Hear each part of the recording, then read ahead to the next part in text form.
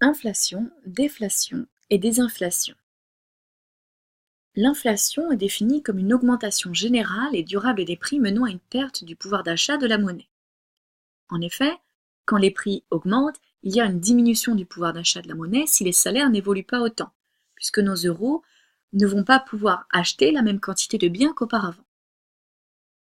Pour mesurer l'inflation, on utilise le taux d'inflation, c'est-à-dire le changement en pourcentage de l'indice des prix à la consommation, ou IPC, et cet IPC permet alors d'indiquer l'évolution dans le temps du niveau de prix des produits consommés par les ménages pour la satisfaction directe de leurs besoins.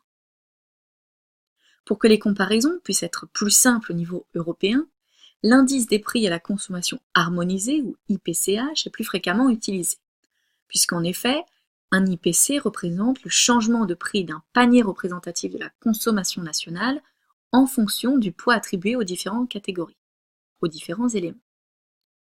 L'IPCH des différents pays est donc compilé par Eurostat avec l'aide des bureaux de statistiques de chaque pays. L'inflation peut être gérée par les politiques monétaires et par les politiques budgétaires.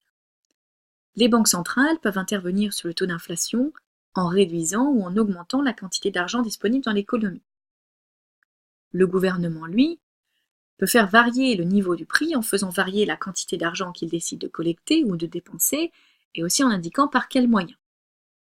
Donc, les politiques monétaires, les politiques budgétaires et les politiques fiscales impactent l'économie dans son ensemble, puisqu'elles vont influencer les décisions financières des différents agents économiques, comme les entreprises ou les consommateurs. La désinflation est un ralentissement de l'inflation, c'est-à-dire un ralentissement de la hausse des prix. Il s'agit donc d'une baisse du taux d'inflation. Alors que la déflation, c'est l'inverse de l'inflation, puisqu'il s'agit d'une baisse des prix.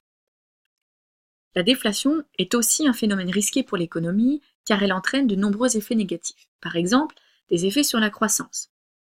Les consommateurs vont avoir tendance à repousser leurs achats en anticipant que les prix vont continuer à baisser. Ça va donc contribuer à diminuer la demande et donc ralentir l'activité économique.